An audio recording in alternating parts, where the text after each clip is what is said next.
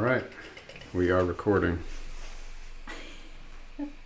Hello. Hello, you're on camera. I know. Kim It's had weird. taken a shower. She got her scarf on. Okay, we are stopping. We're stopping. No, we're not. Yes, we are. Look at my hairdo. Okay. Kim asked me if I wanted to take a shower. Stop. She doesn't know how to stop. She doesn't know how to stop the recording. She's gonna figure it out. Nope, you don't want to start streaming. Ah! Exit? Did I push exit? Don't do that. What do I do? Why do you want to stop? Because I think this is good. No. This is funny. I'm just going to exit. Come on, leave it alone. Don't exit. Leave it alone. Come on. No, stop. No. I'm like an old person, you know. You- No, how do you fix it? I'm gonna upload this. I'm gonna upload this. No, I can't figure it out. That's Do you want my help or not? No, Here. because you're not going to do it. Here. Oh, right there. No, that's not it. That's called a gear. Like that's the cog. The cog is to configure things. Why do I have this in my ear? You don't need it in your ear unless we're live streaming. Oh my God. Come on, we're good. This is great. No. This is no, great content. Not good. Come on. Not good. We were Can we practicing. stop? I was practicing for us being able to live stream. And so I had a Bluetooth in my ear. Kim had a mic. You didn't have a mic. You had a speaker in your ear. That has a mic on it. We're using this mic. And so, yeah, we could go and we could be live streaming right now. I have StreamYard up. Actually, I'm just go ahead and record live stream. Why? Well, Jacob could see that we're doing it, so I switched to the brand, and I switched over to Gavin. And so Gavin, we could create a Gavin and Kim, and I can add the stage, and then, you know, you can change things. So then I hit record. Start recording, No. and we're recording now in 2 places. Why? We're testing. People can't see that one then. We get to decide what gets shared. So like You said all that's the live stream then. This is not. This is says that's a recording in StreamYard, and so if we were live streaming, there would be this chat. So you can do private chat with people who are in the studio. This is called a studio, and then this could be broadcast out to Twitter and Facebook and YouTube. Jacob, I'm sure Jacob would love if we streamed to his YouTube channel with about 1,000 subscribers, and then you know if Luke hopped in, he could then start streaming to his channel at Grow Countries, and so all of a sudden you could be broadcasting to a lot of people. And then what would you tell the world, Kimberly? I don't know. I don't. You could tell them about I don't. juice. I don't like being on camera. You get a little nervous about being on camera? I do. Me too. Welcome to the club. Usually you're just rolling me out of bed and putting a microphone in my mouth.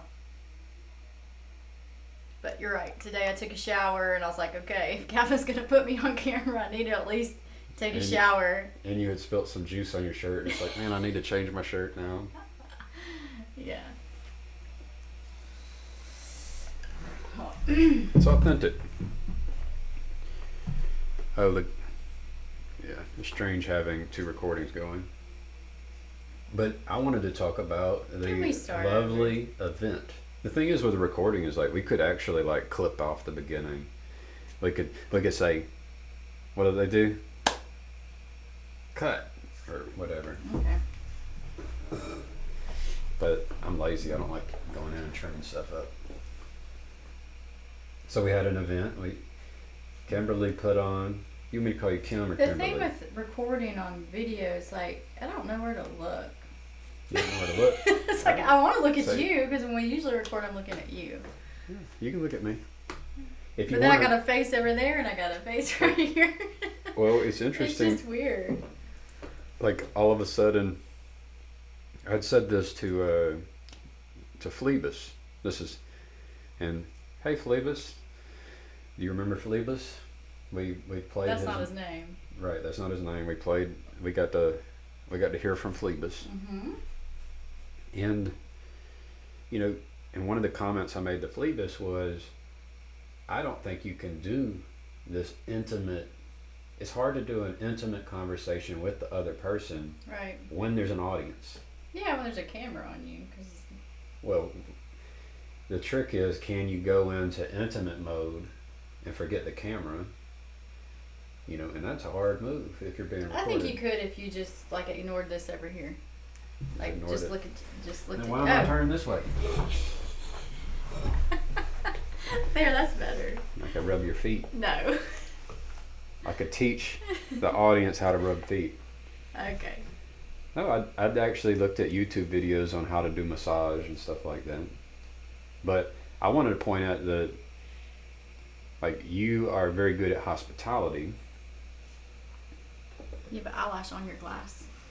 Yeah, it's crazy. I just have floaters in my vision all the time, so they I'm don't. starting to get those too. Very, Alright. very intimate. But the Can we like start over right no, now? I don't want to start over.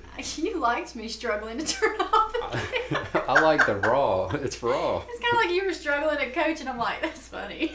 It is. Kim was just enjoying seeing me struggle. No, okay, no, I wouldn't go that far. I was There was like, some I part- was there trying was- to there was say, something- when should I come help? You know. There was something in you that's like, yes. No, there's gets something the- in me that's like, he's growing and learning. It's not so easy for him. He's floundering. That's good. He's over No. there floundering. No, not at all. Not at all. I don't want you to flounder because you're, you know, like we're a team and I want to help, and I felt a little. I wasn't floundering. No, you weren't. That's the but thing. you could- You weren't floundering. You could tell that I was rushing and I was nervous. I could and tell you were was overwhelmed. A little, well, so overwhelmed is a weird. You could tell that I was not just in the flow. And I don't see you like that often. So it's Yeah. like actually kind of nice because it means that you're doing something that's out of your comfort zone and you're He's learning. You're going to learn. He's you know? human. You're doing something hard. You're always Yeah, I mean- complaining, I don't, you know, this Yeah. isn't hard. I need something. Da, da, da, da. It's too easy. It's too easy. But like we did like for example, we hosted an event. I'd say Kim did most of it. No, I didn't do most of it. It was our idea, right?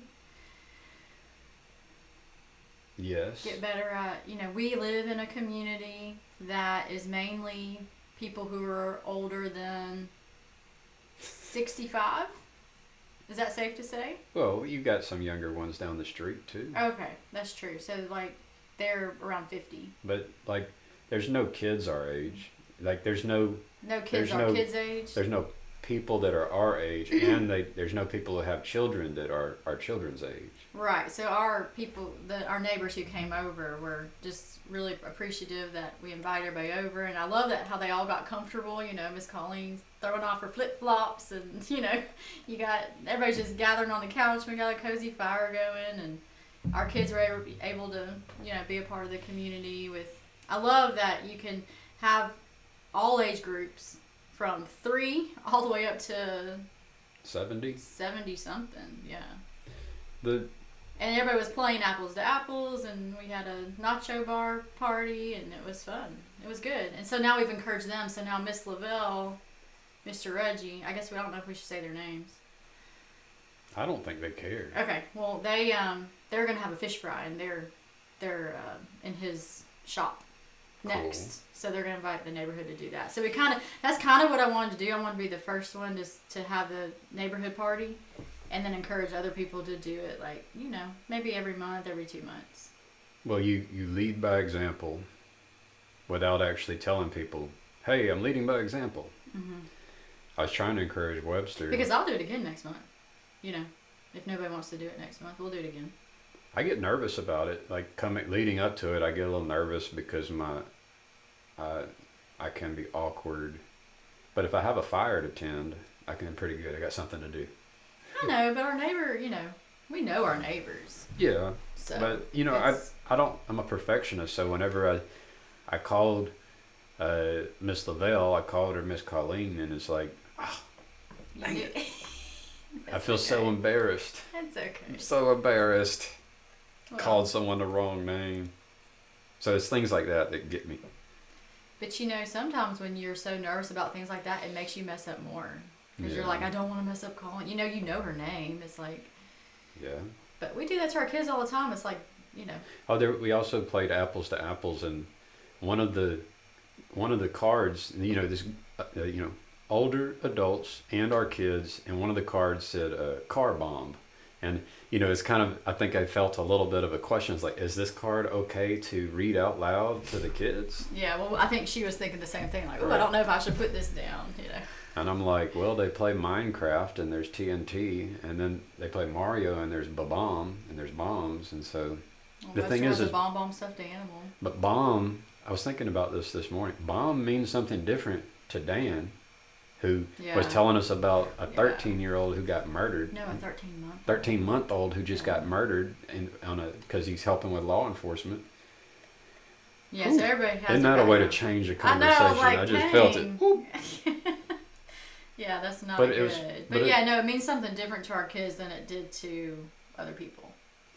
It might mean something different to somebody who has, been at war with there's Been a at war. He was a Marine, know. Right.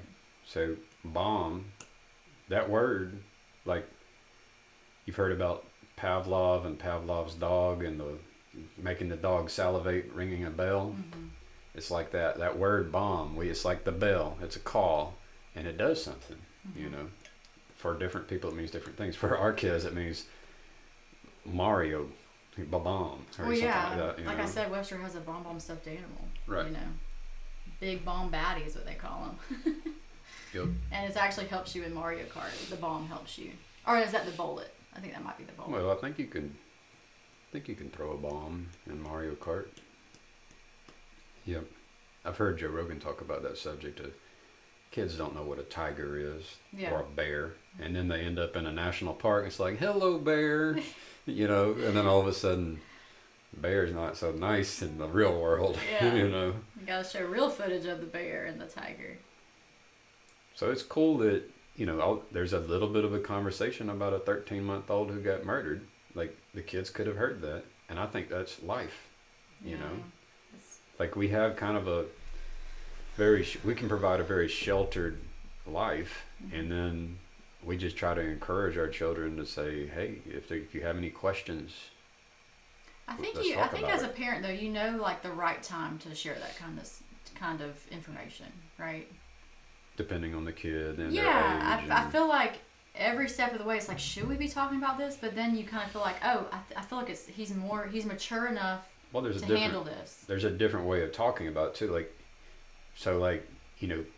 Someone who's never encountered these things end up seeing a dead body, and it can just traumatize them. Mm-hmm. And so when you talk about bomb, like, I'm just remembering my dad wanted to take my brother to the fire department and have the fire department show him photos of people who had burned to death. Because he liked to start because he fires, was playing with fires. Yeah. And they're just like, no, we're not going to do that, because I think they probably were concerned that it was too traumatic for some kid to see. Right, this because imagery. once you see something, you really can unsee it, especially if it's something that's like pretty. I think we have a kid coming up. Oh. Is that the little one? Let me go look. Sure. I could pause over here. I could pause in both places, actually. Pause. Pause. Resume. We are now recording again in OBS. Hoop. You want me to rub a foot? No, I just want to get my feet up. Yeah, I feel anxiety just knowing that I'm being recorded. Sometimes I can forget that I'm being recorded, and then sometimes I become aware. Like, I just hit pause play, and it's like I'm super aware of it. I am, because I never record myself. Can we remember God? Well, I mean, I think if I just look at you, I'm good. Like this is a conversation. I'm not worried about this. But you can tell people who talk on camera a lot. They're pretty good at not looking at themselves in the camera and stuff, because they're just so used to just talking to a camera. In fact, you're pretty good at talking to a camera. You've been recording yourself for years. Years. Oh, you want to do it? Tell me about the home you grew up in. You want to do me ask you these questions? You want me to ask you these questions? Jason actually said that he would do it for me too. Oh, that'd be sweet. You should do that. Because you did it to him. For him. Then there's like that. Like I did it to him. Sounds like an attack. Well, you did it for him. Like you asked him these questions, and you come from like this unbiased perspective, right? You don't know anything about his childhood, so actually it makes you actually like ask kind of unbiased questions. Like I feel like I could steer the conversation because I kind of know a lot about your background, you know. Well, so he might get information out of you that I wouldn't. Right. Right. So yeah, I think you should do that. Unless you want to start our own podcast where we ask people their stories. Well, what's interesting about stories is there's an art to storytelling, and then there's the parts where there's like joy and light and hope, and there can be parts where it's like, man, I was in the pit, and there's the big mistakes you made and the things you're embarrassed about, and it's like, what do you do with all of that? But that's like what's most interesting to people. People don't want to hear a story where like everything's good, They like to. It's nice to hear like a story where people have learned something and grown, have gotten through a disease, have gotten through loss, have found Jesus, have these stories. So like. There's some stories that everybody's got it. Even if they think their story is boring, you have something that you've been through that somebody will relate to and can get a lot of motivation and things from. So everybody has it. I thought it was cool. Some have more, And in this little corner of the internet, it's I'm talking to the audience now. But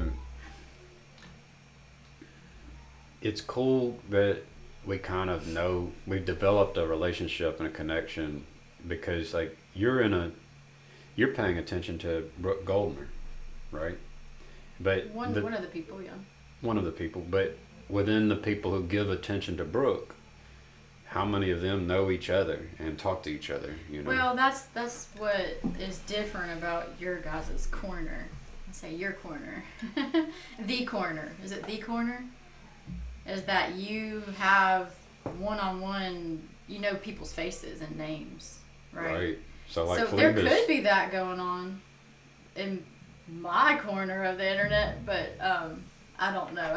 I have not gotten that deep in it. I think there are people who, there's live streams and live texts and things like that, but I don't see a whole bunch of faces up on the screen talking to each other and they know this person, come join in, we need you to come join in.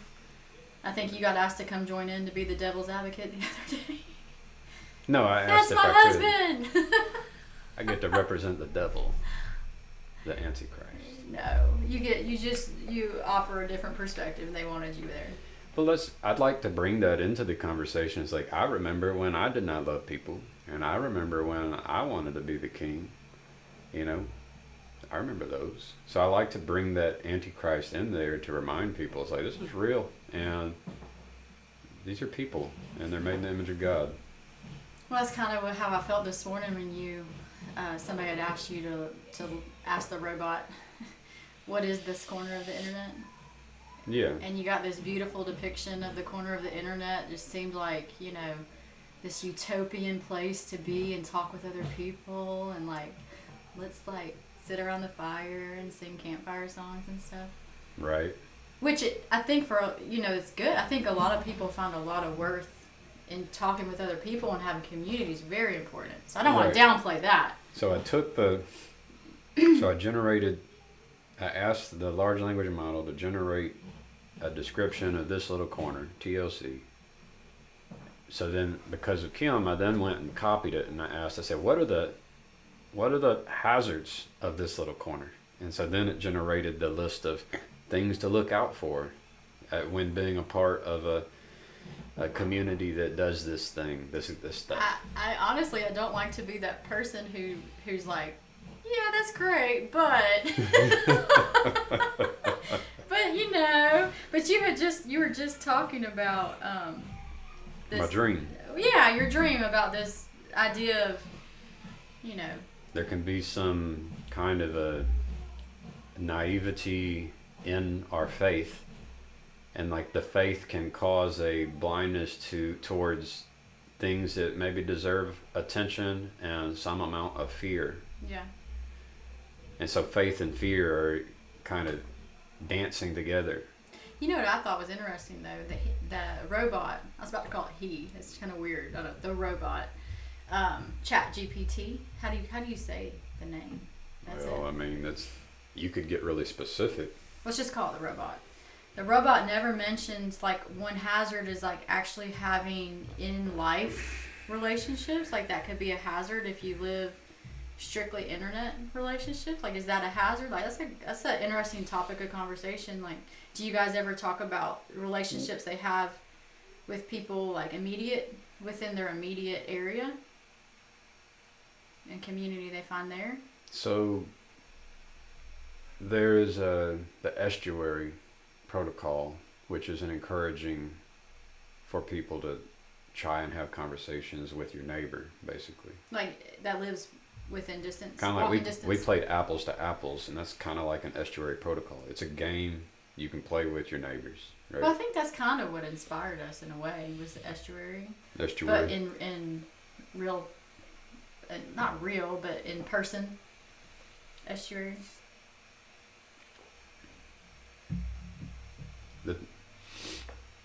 Right. But I would add that there are people who are just isolated, using their screen, to do all kinds of things, and they are disconnected from all other people, and it's partly due to the internet and the screen. And so if they can encounter someone who's bringing some light, and they can then become attracted to the light, they might find their way into this next step of, we can develop connections with people.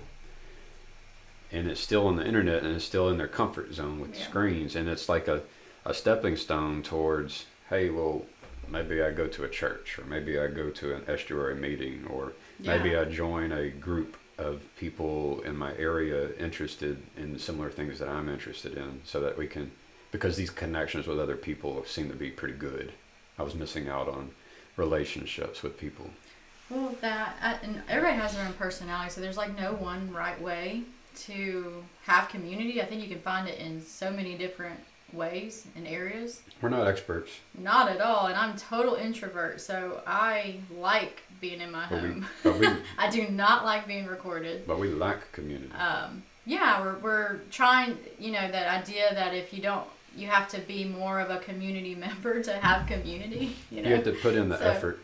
Yeah, so that's what our idea last night was, that we could create that here, What?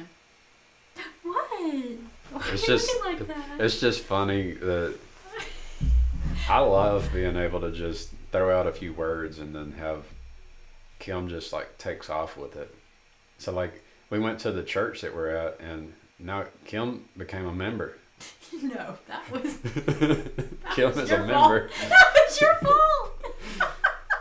No, you were like, so our give some background information. People don't know this. Our church offers a path to become a member. I guess every church would offer that, right? There's some steps, some check boxes. There's things you do. Gavin's like, and we're say. Going to. It's called step 1. We're going to step 1. Come on, no, I don't know, Gavin. We're. No, the first day we went to church, I went to the small group leadership and I was training. like, no, thank you. I'm just gonna I'm very slow to warm up. Like, let me just take my time. I want to maybe get to know people, and let's just take our time. And Gavin's like, step 1. I was like, okay, fine. You already went to step. I went 3. to step 4. I started out in step 4. You're so weird. I'm like, who is this guy? Anyway.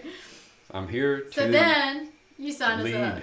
You sign us up for all the steps, and I'm going with you with all the steps. I'm like, okay, he's gonna do something great. He wants to join the church. He wants to be part of the dream team. He wants to do this, and I'm your support, right? I'm not gonna be part of the dream team. I'm going through the steps, right? And then at the end, they're like, what team do you want to join? I was like, what? I gotta join the team? You're like, well, I'm going to do this. And I'm like, oh, goodness. God, I got to join a team. I was like, okay, definitely outreach. If I'm joining anything, it's going to be outreach team. And then so I get funneled that way. And then, like, all of a sudden, I'm like a member of the church. You went and I was signed like, Gavin, we're members now. He's like, no, I didn't join. I'm like, what? I was like, we're supposed to do this together. Like, what is going on here? Anyway. You went and filled in all the check boxes and said yes. Yeah. And I'm like, I don't like these checks. I don't like these check boxes. At that time, this was a long time ago. So when was this? I still haven't said yes to all the check boxes. You would agree with all the check boxes. I mean, I'm getting there. I'm still not there. Like, It's one of them just talks about the inerrancy of the Bible, and it's like, I haven't read the whole Bible. And then whose Bible? Yeah. Like, are you talking about the Eastern Orthodox Bible, or the Catholic Bible, or the Protestant Bible, or the Jewish Bible, or the You're so, yeah. Latter-day Saint Bible? Or To me, it's like these are kind of, in a way, they're just like minor check boxes to what you could like contribute and be a part of, especially in the outreach. Like, you have so much opportunity to meet people and to, understand their stories and to help. That's like important to me. So, I had no intention of it, but I think you. Now you remember two churches. It's all silly to me. It's like, aren't you just a member of the church? Like, everybody, like, we're members of, we follow Jesus. We're members of the church. Are we following Jesus? What did your robot said something that I liked what he said. The Living Church. The Living Church. TLC, the right. Living Church. I also feel bad. Is that how you came up with this little corner? No. The little corner? No, there's Sevilla King. She likes Persig. She has a channel called Equality Existence. Persig wrote Zen and the Art of Motorcycle Maintenance. Mm-hmm. And she was talking with probably John Vervaeke and just referred in passing to, the space, this network of people, she said, in this little corner of the internet. And then it stuck. People, only a few people who receive a lot of attention can repeat it a few times and it sticks. Yeah. Mimetic warfare. General Griswold Gaius Grimm of the 4th LARP Ingression Protocol knows about the mimetic warfare. That's a lot of words. Because he's winning. If you can remember all those words, it means he's winning. But that's kind of what this is all about, though. Well, Tommy just had something to say. But I want to encourage Kim, because you're so excited about Goldner. Aren't all people excited about what they're interested in? But the thing, I think, so this is the topic I got into the other day, inspired by Chris McDonald, where he has the video of the rainbow and the guy's just like, oh. Like the shooting star. Gavin, did you see the shooting star? Kim and I were on a date back last fall, and we took the boat and we went fishing and camping on the boat. And we were laying in our sleeping bag on the boat, just watching the stars, and there was a shooting star. And Kim, you were just like, cheered like a cheerleader for the shooting star. And when Kim catches a fish, it's just everyone within a quarter mile or half mile will hear Kim. And nobody else is going to catch a fish because I scared them all away. And it's great. No. But you're just like, I was like, ooh, sorry, I got so excited, because you're just like, yeah. I see it. Star. You know the science behind that, right? And what's funny is that's Chris McDonald's point, is that science murdered beauty. Yeah. Something like that. But, I mean, yeah, I get that, because you're more like that. But I think sometimes science is beautiful, too. Like, the explanation of something is very beautiful. Like, how did that happen? Understanding how it happened is pretty.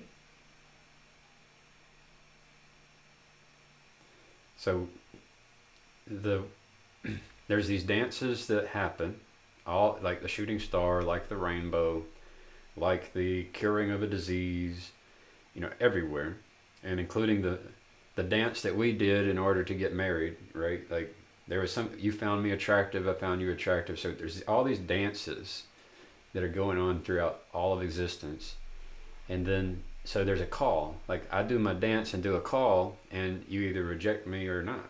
And someone at the shooting star is doing a dance, and you can reject it, or you can like be attracted to it and accept the call. And so there's all these callings that happen, like a bird call or a mating ritual. And so your call seems to be this call towards um, helping people heal. People who are sick, who want to uh, heal, can and are willing to put in the effort, can receive help from you. You can participate in some way. I would love to be part of the movement. So, like, there's lots of people who are sick, and doctors say, "Sorry, there's nothing we can do." They might try to say, "Oh, it's just in your head. Your lab results are fine." There's all these things that people are told, and actually, your body wants to heal, given the right things to heal. And I want to be part of that movement. And so, like, the prayer would be that when you attempt to make connections with people, maybe Brooke Goldner, maybe others, that there would be a opportunity to like study underneath her or somehow do that. Well, there's an end goal of helping someone save someone's life and improve someone's life, and there's all these paths toward that, and who knows if it's Brooke Goldner, but like I want to support you in that, right? Oh, it's like this. It's like this online confession. I said it earlier. You're so sweet. I said it earlier. I was trying to encourage Webster. I'm like, Webster, we can support Mama. You see how excited she is. And Webster's like, she's smiling. You see her smiling? I'm like, yeah, she's smiling. Always smiling, really. No, not always. No, I'm not always as enthusiastic, I guess.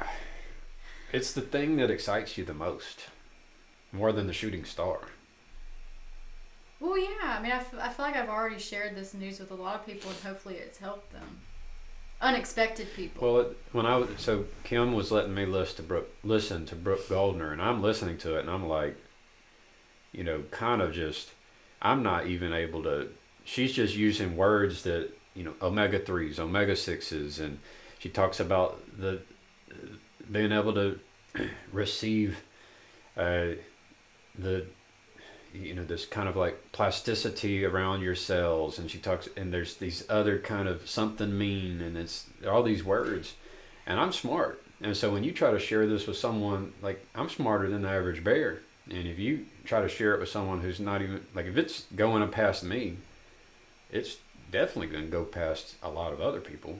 And right. Well, I think her point is that you don't have to necessarily understand exactly what your cells are doing and things like that. There's a very simple explanation for why you can heal with these certain foods. The thing that... But she wanted to go more in depth to give like the actual scientific... Which is good. Yeah. Explanation for how it works. There's an audience for that, and it sounds like you're that audience. Like you could actually... I've listened to her so many times and listened to the same thing over from other people too. You're going to know the language of the anatomy of the body that's related to these diseases and how you cure these diseases.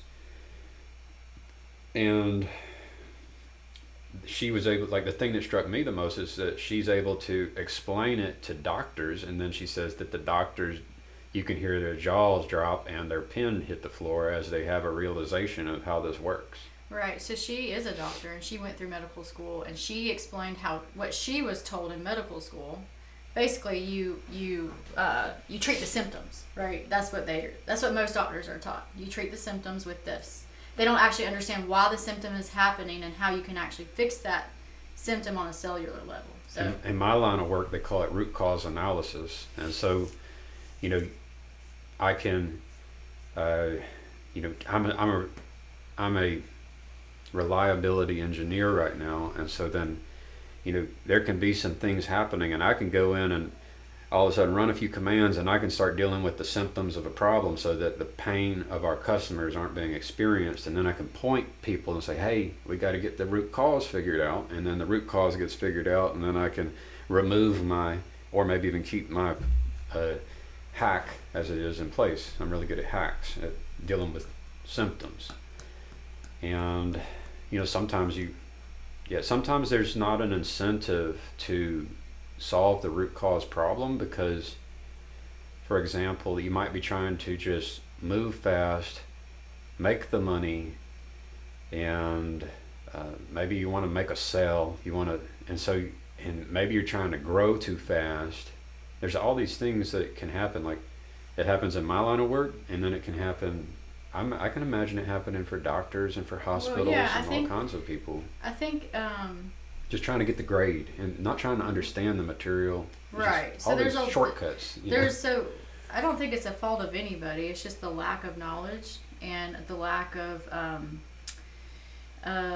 learning as your society changes. So like our society has so many chemicals and so many processed foods and things that doctors in the olden day didn't have to deal with. So they dealt more with things they could fix. Like, okay, you have a broken bone, let me fix that. Or you come to the emergency room and name it. So you're saying that things like lupus are more they're autoimmune, but they didn't happen as much. I don't think so. I think there's some statistics out there that say they haven't. Like autoimmunity and things like that are from like your environment and our diet. Like processed foods were just invented in when the 60s. I don't know, something like that. Like I remember 50s, 60s. I remember my father being very hesitant to buy like a microwavable meal. Yeah. And so I don't know. You have to fact check me on that. I don't like to get my facts wrong. But I know that it's more of a recent thing for processed foods.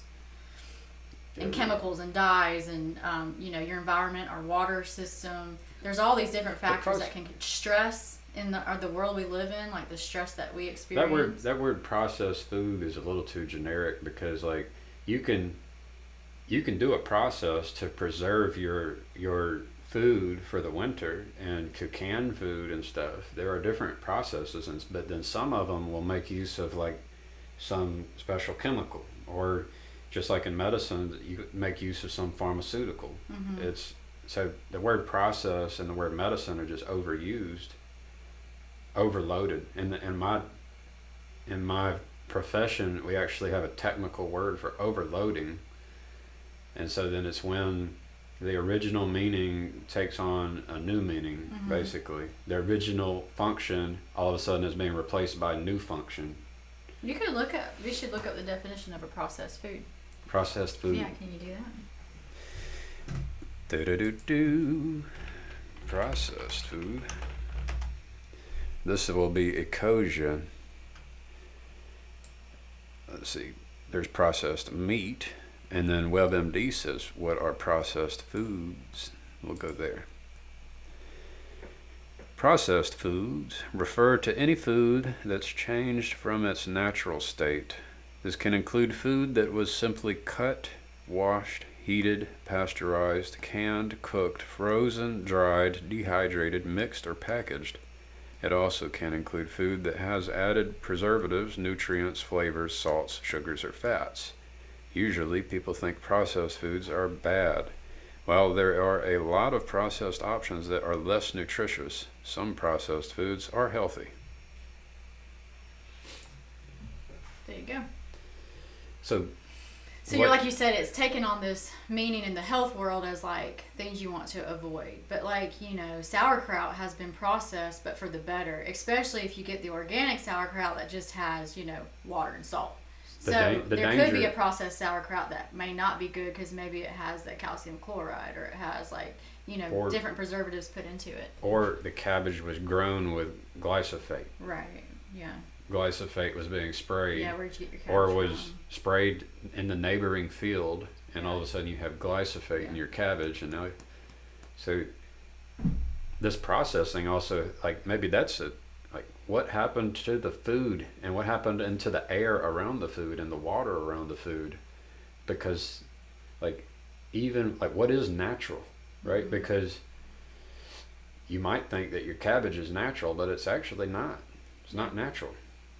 It's being poisoned. There's a poison or a toxin being added to your cabbage because of what's in the soil and the water and the air. Yeah, I know. Webster and I scraped an apple the other day to get the wax off.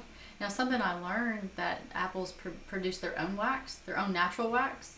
But I guess, in order to preserve the apple to travel, they will coat it in they say it's a food grade wax. So, but I showed Webb how I tried to get it off, but they told me you can, use vinegar and baking soda and all this stuff, but still it didn't get it all off. So I'm like scraping the wax off, and then we tried to light it on fire. You're trying to save the peel. Huh? Yeah, because the peel has all these nutrients, and these are organic apples too. Right. So I don't know. Are they organic? Who knows? Oops, sorry, I got your toe. So I don't know. I don't know if people enjoy talking about organic, non-organic, what's best to eat. I think it might be stressful. Does Brooke Goldner talk about glyphosate and? She doesn't talk specifically about glyphosate, but she does. Her whole spiel is that you can get well with supermarket foods. And she says you don't need any supplements to do it. You can get everything you need from the foods you eat. But she does say there's good, better, best. She doesn't say this, but you're eating vegetables, right? That's better than eating, name it. Hamburgers. Or I would even say that's better than eating cereal, whatever. A really highly processed food. So, and then it's like, well, then do I eat organic vegetables or do I eat non-organic vegetables? Well, eating vegetables is good, but trying to find organic vegetables is better, because then you're not giving that toxic load into your body of all these pesticides and things that could possibly be on these vegetables. And then it's like, well, then even a better step to that is like, let's go to our farmers and buy from them, because now we have a relationship with the farmer and we can ask them about their practices and see how they're growing their food. And then even a better than that is growing your own food. So there's like this good, better, best system that you could do. And, it really all depends on your soils and, I get the idea. What's leaching into your soils and your air and your water. I mean, it's, As a perfectionist, I could try to critique what you're saying, but I get the idea. So you asked me, does she talk about organic or not organic or glyphosate free? Not so eating vegetables is better than eating other things, and then you can go steps up. So how would you critique it? I'm curious. Oh, the best. So growing your own food means it can take time and energy, and what's better than growing your own food is to find a trustworthy community of people who are perhaps even specializing. And then there is an economy of trustworthy people, focusing on different parts of providing for a healthy community. Yeah, because it's stressful to try to do it all by yourself. So now we have the segue. Do you know what a segue is? You've been building up to this whole time. Can you spell segue? You've been building up to this. No, you're like, yes, I finally get to build my city. You know exactly what I'm building going. My city, Kim. SEGUE. A segue is a transition from one topic or section to the next. The term is derived from Italian segue. I can't do Italian, which literally means follows. So we got to talk about. So I did the exercise with the kids. They were into Minecraft, and I'm like, maybe we can build a city. My master plan. I'm encouraging everyone around me to think about the city they would build. And so I got the kids to think about what they want in their city. Did you record that? I did not. That was good. But I just encouraged them. I just kept on asking questions and encouraging them to just think about all the things they want in their city. Mm-hmm. And it's almost never ending, especially when you just want the world and want everything. And so I did this with Kim this morning. This is hard, though. I feel like building a city is very hard. But your first thing was... I said my first elementary, you said, what would you want in your city? And, what's your first thoughts that pop into your head? Oh, you asking me. You going to flip the table on me. What's your, I don't know, your very first thought? Don't give me your long explanation about what the perfect city is. What's your first... Bing?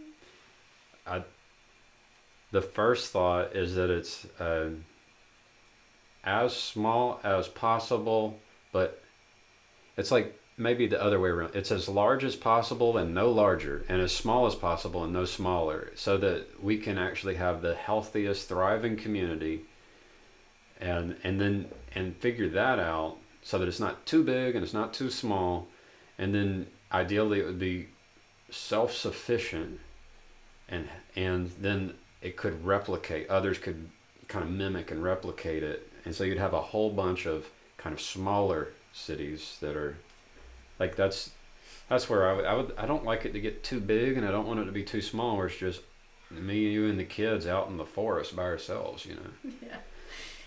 Okay. Our minds are so different. Yeah, because when you start talking about like that you want it to be green, I'm starting to think we got fruit trees, we have wheat. We need to make sure the fruit don't land on our paths, our walking paths. I'm just starting to design it in my head about the spatial dimensions of everything. This is how we work, though. I have this idea in my head. I don't know how any of it can be put together, and then you put it together. Sometimes you show me a picture, and I'm like, nope, I'm gonna do it different. It will look like these. Yeah, this thing behind us. She gave me an inspirational picture. It looks like it though. And I'm like, I'm about to save some money here.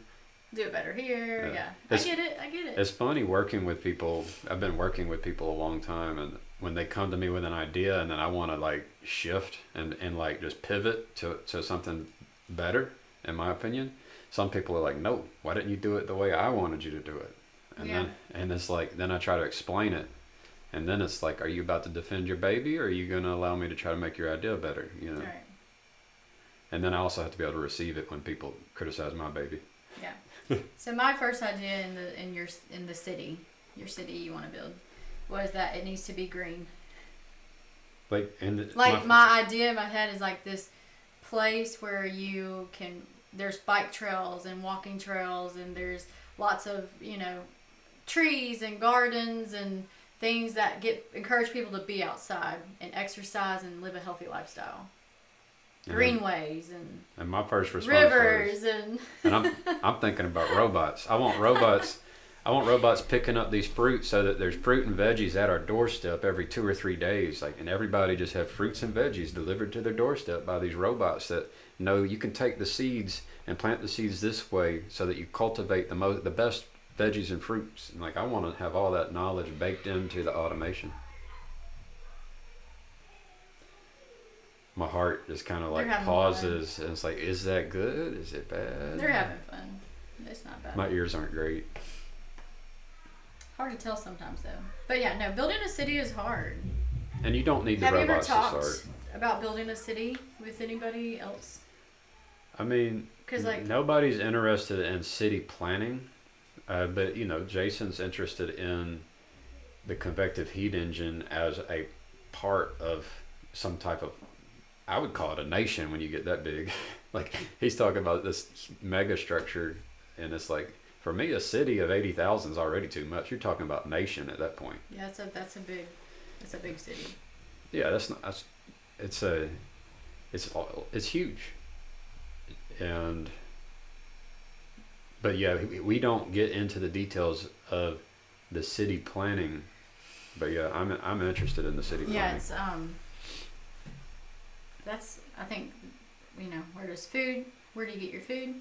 Food, water, shelter, clothing, medicine, can you leave your city, education. or is this do we have cars and travel and things like that? There's so many different things that go into who's the leaders and how you determine the leaders. Exactly. We're talking about the reason why we have this individualist, society is, I think, the people like to be their own leader. I want to be king. That's the Antichrist. Right. It's not so I don't want to be your chef. I don't want to be your gardener. I got a buddy that I said, you can be my chef when you get older, and he just thought that was terrible. And it's like, or I tell someone else, I can help with your finances, and they think it's terrible. And it's like, so you have to, for me, you want to find people who are trying to make Jesus king. That way you aren't trying to be king, where you all of a sudden feel offended if you're asked to wash someone's feet. It's like, we all have to be willing to wash some feet, I think that comes with confidence in knowing what you're good at and what you can contribute and what your purpose is and things like that. I think once you find your purpose and what you're good at and what you can contribute and how you can help. Like, you actually are not offended if you feel like your best skills are being a chef and providing food for people. Like, that's important, you know? So you have to view that as like important work. As soon as you think that's like demeaning work, then, you know, then you're not going to want to be that. You don't want somebody to tell you that. There's the story of Purpose is important. Moses.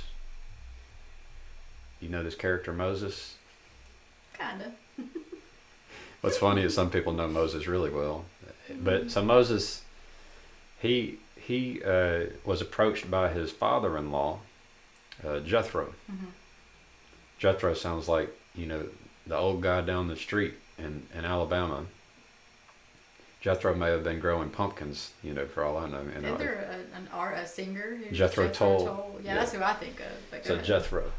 And so Jethro, you know, Moses was, the one who's closest to God, perhaps, is basically approached by Jethro, his father-in-law. And Jethro's just like, there's no way this is sustainable that you're trying to make decisions for our people, all of our people. It's like, you need to organize. And so then you'll have leaders, I'm trying to remember, there's like leaders of thousands, leaders of tens, hundreds, thousands, and you have this kind of means by which decisions can be made as local as possible. And there's a name for it in Catholicism and Europe. It's basically, I forget the name. I could pause and figure it out. Hello. Can we play Lego stuff on the iPad? Aren't y'all already doing that? I need to go to the bathroom too. Yeah, you want to pause? Why do you always catch me doing the weird stuff on camera? I just said I need a pee. I'm gonna pause. Can we edit that? No, let's not edit it. I'm gonna pause and I'm gonna go pee before we talk about subsidiarity. I'm a poet. You didn't know it. I'm gonna show it. Not. So pause. Resume. We are recording. 52 minutes there. 49 minutes there. That's a long time. We're almost done. But I was pointing at Jethro, and he advised Moses to do subsidiarity, something like that. And, you know, if you're the leader of tens, you might, you know, strive to be the leader of hundreds or thousands, or you might want to be the Moses. And it's like that can cause you some kind of like inability to be of good service to the 10 that you're responsible for. And so that's kind of it's related to the point of maybe you just have to learn to see how this thing that you enjoy doing, like cooking, is actually really good. And then from the other perspective, to take the criticism or the kind of the resentment seriously, is that if a person is able to be a leader of 100 better than someone else is being a leader of 100, it's nice to figure that out as well.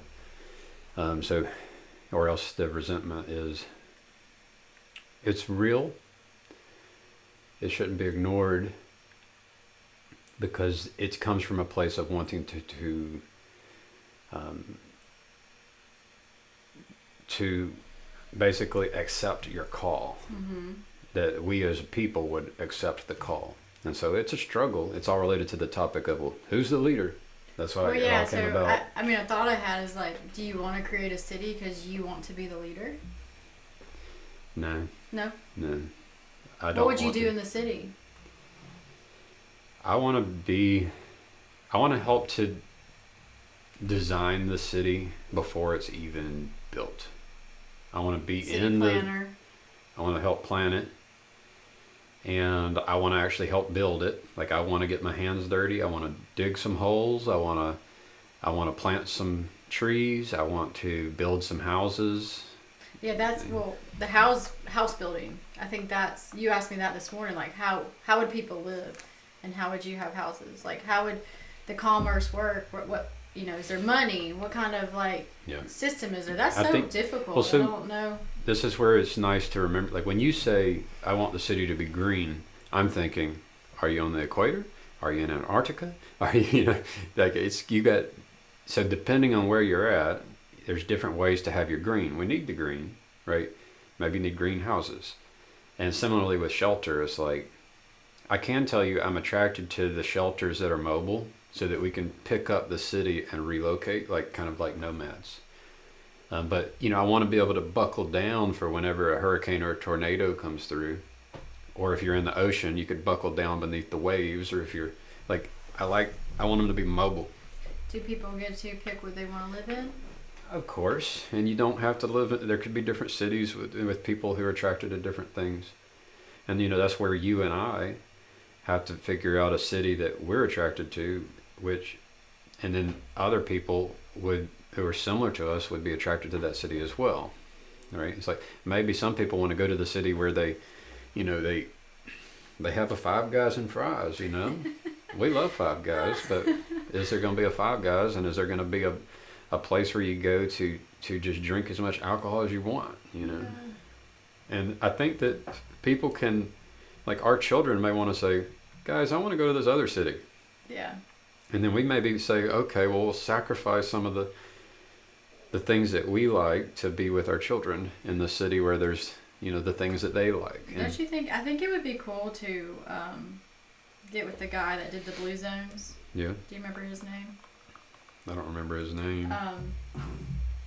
And wouldn't it? I think it'd be really fun to say, hey, our family I can look it up. is interested in being a part of your Blue Zone project, and we want to be, we want to be in one of your new communities. We want to help do that.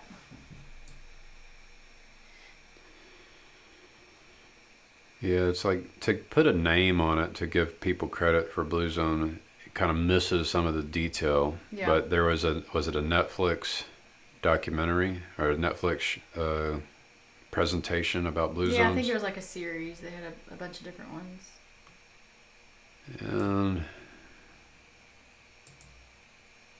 And it's based off of noticing Trends and the and trends the of longest longevity, living people. Yeah. right? And so they're called Blue Zones because they marked these territories in blue.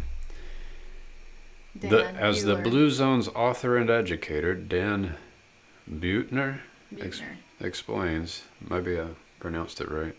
Yeah, The habits, diets, and lifestyles of Blue Zone centenarians are simple, but they have the ability to change everything. So, but yeah, I mean, that would be, I think for sure, it would, but integrating the knowledge that's there based on the science that's there makes sense. Mm-hmm. You don't want it to be corrupted knowledge and corrupted science where people are, to tie it all back into, people are just trying to get fast money, and are trying to maintain their wealth and power and status and aren't interested in the well-being of the people, and aren't willing to put in the serious effort. The people who are willing and able to put in the effort to do the good work need to be given that opportunity because they have been called to do so. And we need to make sure that people who have been called find themselves in the place that God would have them. Something like that. Your purpose. Yeah. We still didn't build a city, though. We're just kind of bouncing ideas. Well, it's the conversations. And I think that, the Brooke Goldner piece, it's being, the place that, I think there's stepping stones, and so a stepping stone could be that we sell off our property and we invest in this place where we invite people to come for periods of time in order to heal. You can host an event or a retreat, things like that. Mm-hmm. But it's after connecting with the right people and having the right knowledge, and you're able to witness that this works, and maybe you just bring your wealth to an existing community. You know, who knows? You don't have to create the thing. You might just come in and try to support the thing that's already there. And that's the, I want to tie it back to us going to the church. It's like, I wanted to go to the church and say, hey guys, this is my resume. Where can I work? And it's not like that. But I wish it was. Yeah. I wish that he'd say, hey, I'm over here. I'm ready. I have been called. What are you going to do with me? Oh, I want to show you something. Okay. It's a Hot Wheels lava shark. In the game, they say if you have it, you. We're going to... This is what Paul Vanderclay calls landing the plane. All right, let's land that plane. Let's go. I'm tired. Hey, we're on camera. We're not looking at each other anymore. We're talking to the camera. It's so weird. Okay, land the plane, Gavin. Well, You have a what? I have visions. Mm-hmm. Trying to learn how to do and say the right thing and be patient with it all. Mm-hmm. Trying to be a better husband, better father, better coach, better employee, better YouTube channel content creator. So, You're doing good at it. I mean, You're very valuable to any circle that you become part of. You don't get told that enough. sometimes I forget people's names. I just asked. Sorry, I forgot your name. I forgot your our name. neighbor's name. Well, that's different. 'Cause I I was like, goof up. ah! I goof up and say the wrong name sometimes. And You gotta clean this keyboard. This thing's dusty. she's pressing keys. All right, do you want me to teach you how to stop this thing now? Yeah. So on the OBS, there's this stop recording, but Well, I thought I did that. well, you went to the start streaming. You went above it, I was and then you also nervous. went over here to the cog for the settings, and so you can stop OBS right there.